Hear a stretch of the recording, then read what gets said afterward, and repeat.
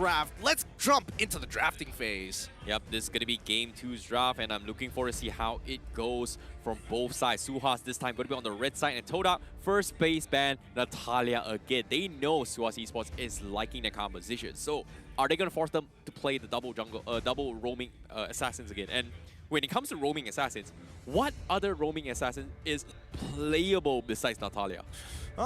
Honestly, I don't think there's too many playable roaming assassins. We've seen many tries before of even having... Honestly, when Julian first came out, that's, you know, the roaming assassin to go to, who has literally everything in the kit to do anything the team wants, to engage, to assassinate. It depends on the situation, right? But coming into this, Natalia is just rather annoying to deal with, and I think TODAK recognized that. They ban out the Natalia first phase ban. SUHAZ Esports respond with the family. They just don't want that extra bit of X factor that TODAK has. Let's limit down their pool to things that we know and love. Xavier was surprisingly completely ignored in the previous game as well, even though it's been nerfed here and there, but it seems like TODAK, they're just sticking to the usual bans. Natalia, Masha again. So this is something that seems to be the recurring trend in current meta, I guess. You know, aggressive supports. That's what I'm seeing here so far. And also limiting what City Norsana could potentially do, getting rid of a potential flex pick. I can respect it. Honestly, I think it's totally fine. And especially for people like Rival, he doesn't want to have to deal with a Masha running in his jungle or later into the game looking to almost get one shot by this clapping bear lady coming out of like some side angle view, and you can't stop it. Makes a lot of sense. But at the same time, props to Rivals, because his debut match was a little bit sloppy in an early game, but he redeemed himself throughout the entirety of TODAK's game. And this is a big W coming in from TODAK, because finally they've won games without Chiku, if that makes sense. Well, sure. I mean, they've won games without Chiku before. It's no surprise to me. I personally think that Rival, what really set him apart was the fact that he was really responsive to how quick TODAK were making decisions. Because there are moments where you have to make a split decision as a jungler. Do I join the team in the fight, or do I look to gain gold elsewhere? And I think TODAK collectively, the hive mind, I don't know how they're connected to each other by the Kala or something, they figured it out, right? They were able to communicate to Rival, hey, we need you to get a gold lead somewhere else across the map, and even he understood that is the most important thing. Yep, TODAK now, they've got to make a decision. Do they ban the 1-1 or do they ban the Julian? But seems like TODAK, they are going to respect the Arkai. This is something that I think TODAK used to play a lot during C games as well, when they were prioritizing on the Arkai jungle, which was meta in the previous patch. So it's something that they don't exactly want to deal with it. There's not really a lot of ways to actually counter the heavy spin anymore. Last time, knockback kind of does it, counters it, but this time, nope. It's pretty much everything from Hurricane Dance to Heavy Spin, things got a little bit different in terms of the mechanics. So, TODAK, first pick, 1-1 is going to be not available, unfortunately. But do they want to get their Xavier, or maybe even a Julian, denying it away from SUHAZ Esports? I mean, honestly, it didn't really matter whether the sides changed or not, because again, the bans are generally about the same here. So TODAK, with their first pick, I'm curious to see what they want to do on blue side, right? What do they prioritize beyond anything else? I it think could Amos. be... Thomas is a good start. Grok is also a really good start too. So I'm guessing one of the two, or if not...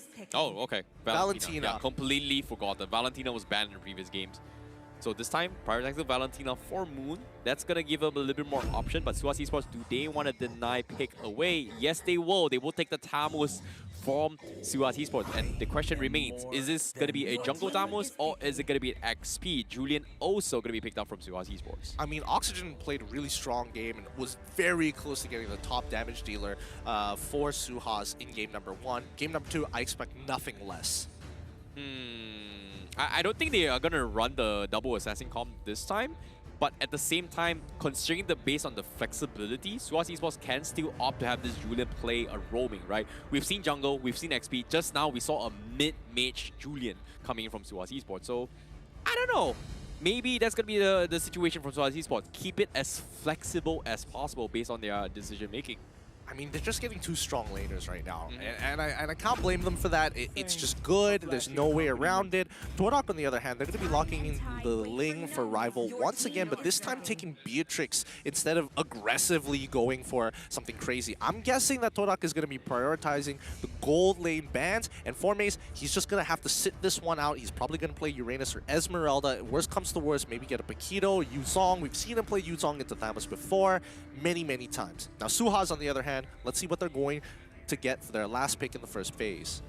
Do they want to just straight up pick them Popo and Kubao right now against the Beatrix? That's something that they may consider, but at the same time, they need to figure a way to deal with this link because they had no really good solution in the previous game. But okay, Esmeralda pickup coming from SUHAZ Esports. So this is a jungle Tamos coming from SUHAZ Esports. All right, I'm not expecting this, but denying away strong XP laners from TODAK. That's going to be the strategy from SUHAZ Esports.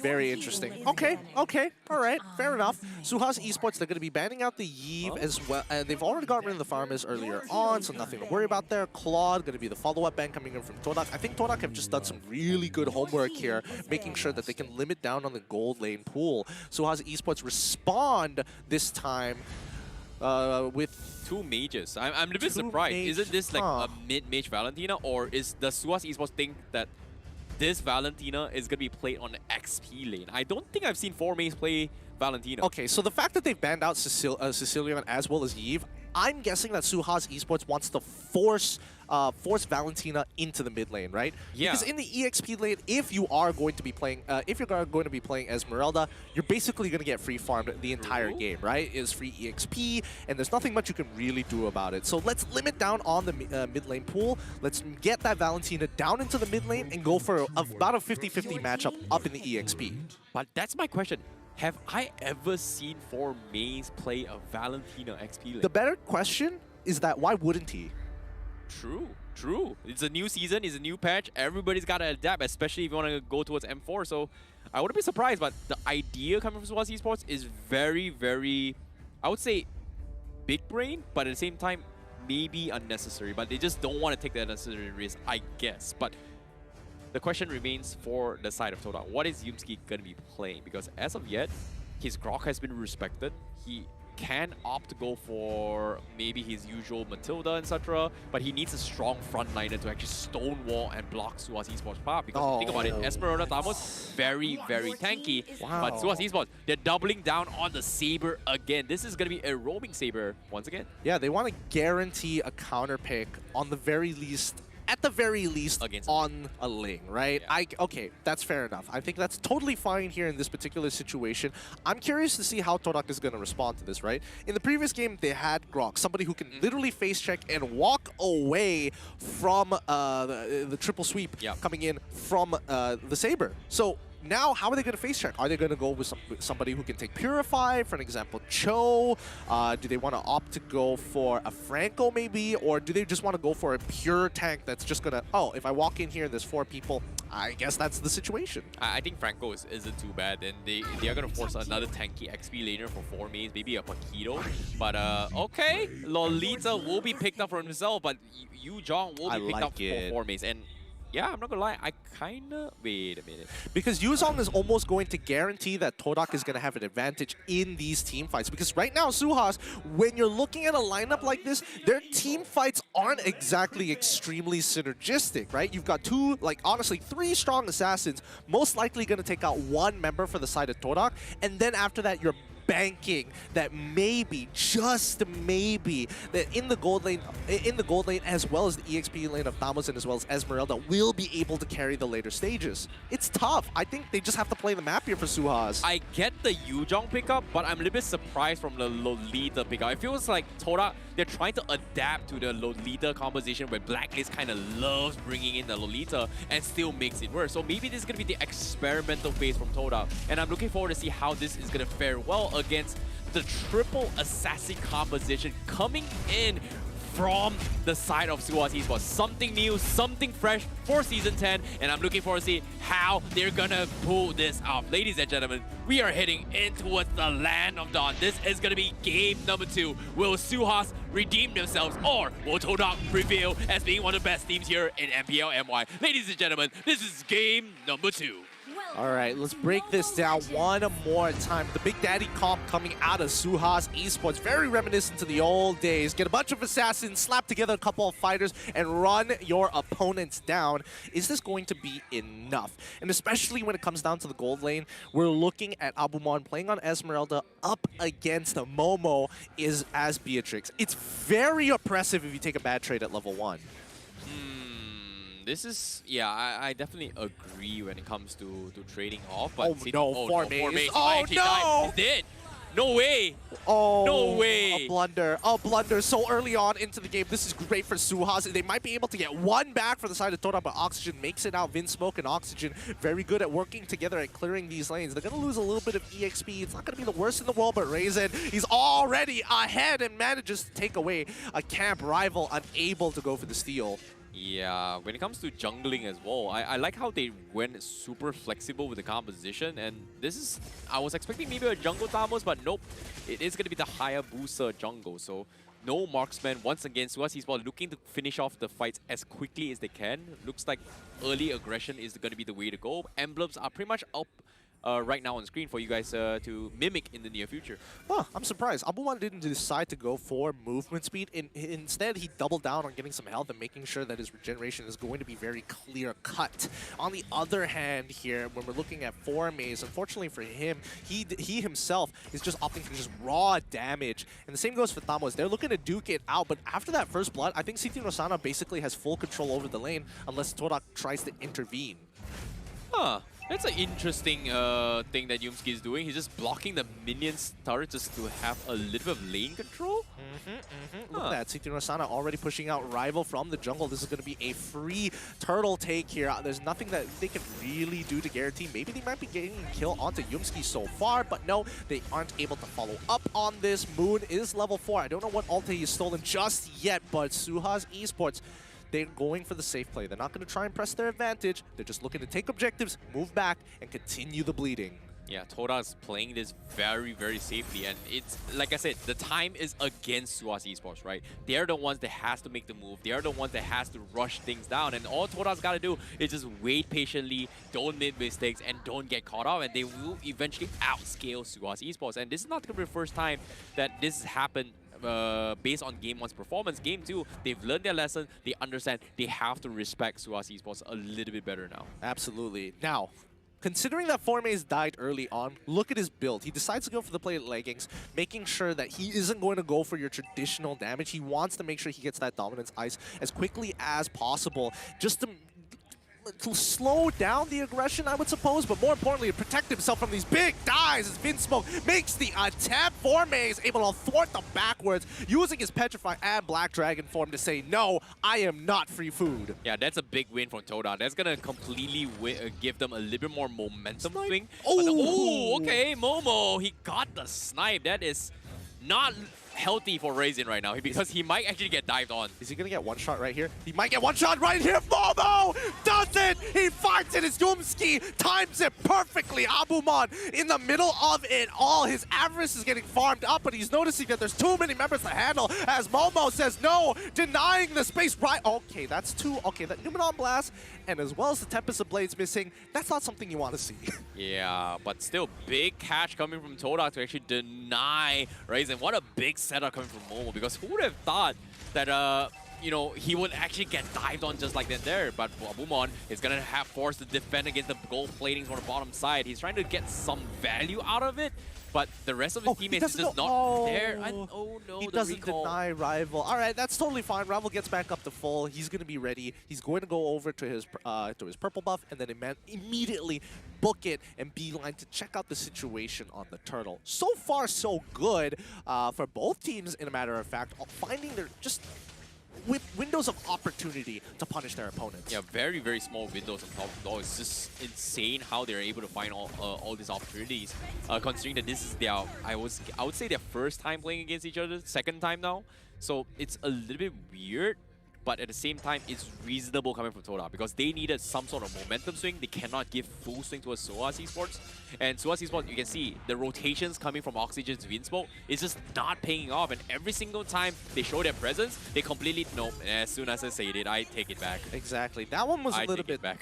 to be honest, that one was a little bit tough because it's so hard to react to it. Moon's going to take a couple of deaths, but oh, Yumski, great flicker, but he's still going to be falling down to the hands of SUHAZ Esports, and they get a huge back battle spell out of him. So no playmaking capabilities coming out of Yumski, just disengage. Ryzen, he sees Momo, but he's got to pull away as this is now SUHAZ Esports' territory. This mid-game is going to be really, really good. Even though that rival is trying to staunch that bleeding, and more importantly, Formay is switching lanes, CT Norsana is going to do his best to look for this kill. He might be able to get it. Oh, rival manages to get out just in time as they break bottom tier 1.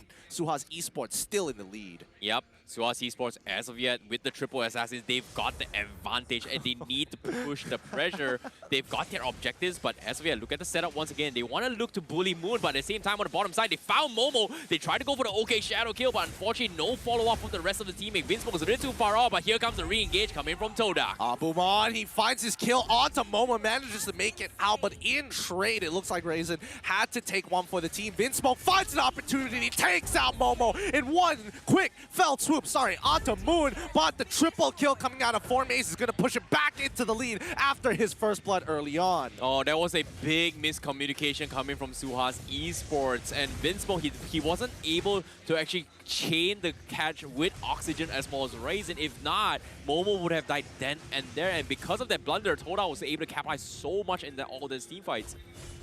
Well, I mean, Momo died pretty early on because of Abumon, but more importantly, they managed to get a catch onto Moon with just Vinsmoke's ult. So that kind of tells you the position that Moon is in. He is very worried about Vinsmoke, and he needs to consider a lot of options when it comes down to the ult. Does he want to take specifically Hayabusa's ult to maybe dodge the initial damage from Vinsmoke after he has used the triple sweep? Does he want to opt to take the triple sweep and look to engage for the rest of TODAK? Yeah, it's going to be very difficult to decide as well, as considering that they don't exactly have much option for him. But at the same time, SUHAZ Esports looking for their third turtle. TODAK not looking to pick a fight, respecting the triple assassins, and they just want to play a cross-map plays again. And you've seen this time and time again, but this time SUHAZ Esports' laning phase compared to game number 1 looks a little bit better because they are winning on their objectives rather compared to game 1's TODAK's performance. The stalemate, the line. Yumski, he finds one on towards oxygen. He goes down, breathless, and cannot go further. The rest of SUHAZ backs off. And a quick reminder to everybody, if you notice on the top right of your screen, you can see the current game patch that we are going to be playing on. Remember that there's going to be a big update to the emblems, and to maintain competitive fairness, we're going to ensure that we're going to be sticking to this upcoming patch 1.7 later on this week. Yep, be sure to pay attention to what's going on the screen. But as of yet, the fight is about to break down. TODAK, they are going to force the issue. They scared Ryzen off, and he's going to be caught out in a choke spot. And SUHAZ Esports, they're trembling as Formaze isolates Vinsmoke, and Abumon not going to be able to do much. He is going to die eventually as TODAK gets another kill in their bag. And Moon manages to get out just in time, preemptively using his flicker to ensure that he doesn't get hit by the triple sweep from Vinsmoke, keeping him out of range. And now TODAK look to kind of push the envelope, pushing the goal lead back into their favor here. They cannot afford to lose any member as bottom and top have already lost the majority of their towers. Triple sweep onto Rival so far. Vinsmoke is out of there, flickering to ensure his safety, but Rival lives to see another day. Yeah, Rival is just so hard to deal with right now. And SUHAZ Esports, they have this strong composition to bully Moon all the day, but once again, it's a full burst comp. Once you burst down one guy, what's next? The rest of the 4 are going to completely overwhelm you, and that's something that SUHAZ Esports is just struggling to find those kind of opportunities to win this kind of fights. They need more coming from Raisin, and Raisin is what, 1-3-3 as contrast to Rival is level 13 and what, 0-3 against him. I mean, he's only a level up onto Raisin, and Raisin, he's not completely out of this game. He still has a lot of split push potential. His 1v1s are still very, very good, even at 2 items, right? CT Nosana, on the other hand, this is where he starts to fall off. He's good at fighting against Formace, but that's as good as it gets. In team fights, Formace is going to bring a lot more with his hero's arsenal compared to CT Nosana. The big question is whether or not they're going to be able to carry themselves into the later stages of the game. And SUHAZ Esports, their composition doesn't scale. Formace makes a good read with the rest of his team giving him that information. CT Nosana just stuck in the middle, forced to use his ult as well as Vengeance, terrified by Moon, and now is petrified by Formace to give Rival the kill. They find 1, they find 2, and you see they are unstoppable. A double kill coming out from Rival as Formace finishes off the rest. Abumon all by himself. A huge swing in TODAK's favor. That is some insane game sense coming from 4Maze, especially from that initiation. SUHAZ Esports, they weren't expecting that engagement at all. Completely caught off guard, and that is going to be a free lot in the hands of TODAK. Just like that, TODAK, they just completely overwhelmed them. And this is going to be the late game that we're talking about, that where their levels, their items is going to eventually outscale the composition that SUHAZ Esports is eyeing for. And this is not looking good for SUHAZ Esports at all. Yeah, it really isn't. CT Rosana is gaining a lot of damage, but despite the fact that Moon has been dying so much, he's been getting some really effective waves here. 25,000, just 1,000 off from being top of the list in terms of damage dealt ranking. I'm curious to see later on what the items are for Momo in particular. I did see him purchase a recent item, but I don't know if he opted to go for Winsome Nature early on, and that's why he turned that fight around, or was so brave to kind of walk into the fire. Yeah, I think he needs this SUHAZ Claw. Just because City Norosana has got the Blade Armor, he might have a little bit of trouble in terms of damage output, but fortunately for him, he still has Rival, he still has Moon, he still has 4Maze to chip him away, so that's going to be a little bit of a plus point. Ice Queen 1 purchase coming from Moon means there is going to be a little bit more utility in favor of TODAK. But here comes the catch. SUHAZ Esports, they're playing defensively, but TODAK has to play it safe for now. Yep, TODAK can't afford to be giving these free kills over to SUHAZ Esports. They don't want to go 50-50, so they're still playing to the objective game, and it's working out for them, right? They're 5K ahead against SUHAZ Esports. This is the perfect position for TODAK to be in with the composition that they have. It is now on the initiative on SUHAZ to try to start a fight against TODAK, because in most cases, TODAK aren't going to do anything. They don't have to. They know that they can win big team fights, so they can just wait 85 seconds for the next Lord. Exactly. That's exact. Oh no, speaking of waiting, right now they want to set up play against Abumon. Here comes the Black Dragon coming from side. They caught Raisin. They completely shut him down. Abumon tries to stall him back, but they've got the objectives in their minds, and that's going to be taking away the jungler, focusing, denying objectives. Yep, they want to make sure that the enemy jungler cannot contest to look for a steal against Rival. He is 2 levels down. Let's keep it that way. And TODAK, again, even if they didn't get that kill, it honestly wouldn't have mattered at the end of the day, because they're not going to be getting any inhibitors in this particular game, or, more importantly, the Lord, which hasn't even spawned. This is going to be a difficult situation, but TODAK, like you said as well, they have to play safe. I've never seen them play this safe for a very, very long time. But let's take a look at the... Oh, okay. I'm talking about MPL standards, all right? MPL standards. But let's take a look at the AI's winning prediction. We have a dedicated AI predicting the winning outcome of this match, and the winning percentage coming from SUHAZ Esports is only 32%. I mean, it's not looking good here, and I'm not gonna lie, it's understandable to see so, because SUHAZ Esports just does not scale into the later stages. CT Rosana tries to push out that wave, and now is going to get completely punished here. Rival here looking to get a free kill, and yes, he finds it. Mega kill achieved, but with 1 falls, the rest of the SUHAZ Esports members look to take full control over the Lord. They know they can't take it just yet, but they need to control the space, and they're setting up potential flanks as they spread out towards the bottom side of the map. Now, Raisin, he could show himself and then look to get out. Oxygen, he needs to move away, because you can see that TODAK are getting a bit of a read here. They're looking to collapse on towards Oxygen. Side splits off. They find Raisin, who has forced to use the Oki shadow kill and still goes down unstoppable, as TODAK now guarantee a way to take the Lord. Nice timing coming from 4Maze to catch him off animation from the OK shadow kill, immediately taking him out. So that was huge coming from him. Meanwhile, here comes the setup on the sides as well. TODAK, they're getting split off. CT Norosana just manning up against 4Maze. He doesn't have the Black Dragon, and Moon will be the sacrificial lamb, but Abumon scaring off the backlines of TODAK will re-engage and take 2-for-1 trade-off.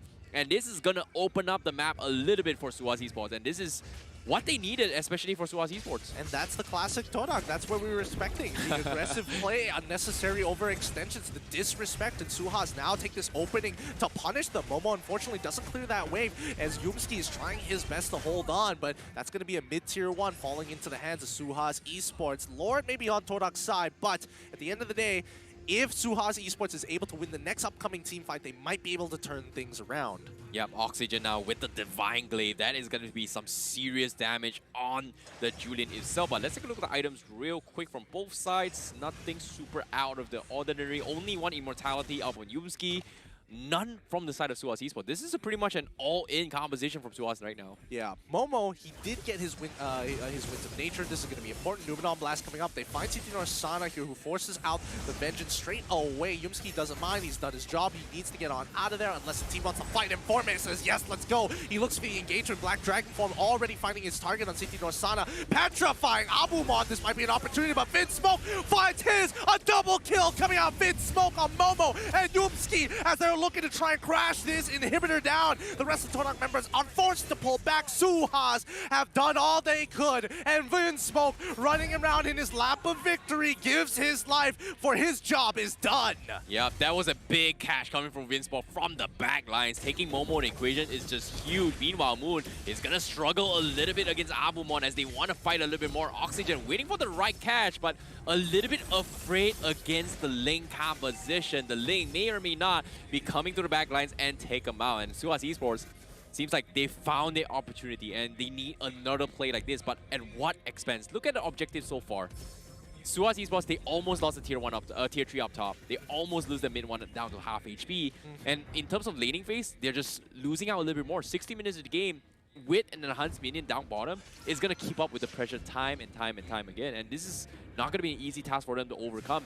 Okay, look. I would say that the tables have technically flipped a little bit when it comes down to compositions. I mean, I don't think this is going to equate to a kill just yet. Let's just watch this for a little bit longer, because I am seeing that Momo and as well as Moon are coming into position. Abumon is pushing out this wave as much as he can, but to get back on track here, right? SUHAZ, game number 1, they didn't have a lot of map control. Now the table is flipped. SUHAZ now has a composition that can easily rotate across the map, and maybe they can sacrifice a player to gain full control over the opposite side. TODAK, they want to stick together. They cannot afford to go by themselves isolated like right now, forcing Momo to use his flicker. Abumon tries to jump on in. He gets punished by the Numenon Blast as well as the charge. He goes down, and now TODAK War smell the blood. They're looking for more. CT Sana is on the run. No way, no way. Momo no way. is the next to fall. Rival looking to take his revenge, finds one as the rest of SUHAZ's members are on the run. TODAK looking for more. Raisin, he's trying to buy as much time as he possibly can. The Petrify to guarantee the kill, but the Oki Shadow kill does not do enough. Oh my goodness, I can't believe Vinsmoke made that play just for the sake of Momo. But to top it all, they've got to do all they can. It's up to Oxygen. CT Sana, the Vengeance comes in. He's tanking as much as he can, but eventually he's just buying time for the inevitable because TODAK, they're knocking into his door. They want to take the clean 2-0, but Abumon is back in action. It seems like TODAK, they are going to respect this and back off. It's just not enough time to take the crystal without Momo in the picture. And more importantly, without the minions. They need those minions to push all the way to the end. Now, here's the scary part here. Can they get the steal from SUHAZ Esports? Oxygen is looking for a potential flag, but Moon decides, no, I am willing to sacrifice everything for this Lord. He tries to get on out of there. Numenon Blast, they find no two way. With the truncheon pop by Oxygen. Now he's got no more mechanics to get out of there. He goes down as Abumon slows. The front line didn't make it in time. Raisin, he's trying to protect the inhibitors as much as they can, as SUHAZ buys as much as they can. Formace makes it out. Raisin comes in to clean it all up. Rival is too low. Immortality is popped. Abumon as well as CT Sana get the job done. Yo, that is huge. The sustains coming in from both of this Esmeralda and Thamos is just phenomenal. They make sure Moon goes down, but at the same time, now with the Lord knocking in, Moon, can he do some serious damage to the Crystal? I highly doubt so, and that's going to be an easy defense coming from SUHAZ Esports. However, look at this. Looks like Moon, he's really going for Raisin, and he almost got the pop-off with the OK Shadow kill. He will pay with his life. However, TODAK, they're throwing bodies after bodies, and they almost lost Rival trying to take the inhibitor up top. So a beautiful defense coming from SUHAZ Esports. The desperation coming out of TODAK. They wanted to end that game there and then. They were sick and tired that Momo has to pay the price every single engagement. Even when he wants to get back to base safely, SUHAZ just added more salt to the wound. Yo. Well done, SUHAZ, as they put up an amazing defense against a Luminous Lord. Yeah, Momo just can't play this game at all. It's either CT Sana on Abumon right in his face, or it's going to be a Vinsmoke, but in this time, TODAK gives them what they deserve, because this is going to be a revenge catch coming from them, and Numenon Blast catching Vinsmoke at the edge, and TODAK, they want to take him out. If they take him out, it's over. But the triple sweep from Vinsmoke destroys Rival before, and he lives to tell the tale. What am I watching, idiot? Oh my goodness. One frame is all it... Okay, we gotta pull up the item list. I'm curious to see whether he has some form of defensive item, because he one-shot Rival just out of nowhere from full HP, instantly killed him without a chance to survive here. And even Momo finding a kill onto Oxygen as a bottom engagement goes south for SUHAZ Esports. God, that's so brutal. Ryzen is also found, instantly popped up. TODAK, they've thrown strats out of the window. It's about ego. It's about pride. You don't take out Momo without getting some kind of vengeance. Yep, 4v3 now. Black Dragon trying to go in for isolation, but behind Vinsmoke, he tries to go to one shot, but Moon survives and he pays the price, and now it's up to the XP laners. Abumon left, and it's gonna be 4v1. Abumon clearing the minions, but he's down to the last health, but the Terrify is gonna be enough to take him down. That's gonna be TODAK taking the clean 2-0 against SUHAZ Esports. Momo, once again, when you think he's down and out for the count, he's back, and even Riotful joining in the honorary way of joining TODAK's lineup. A quick recall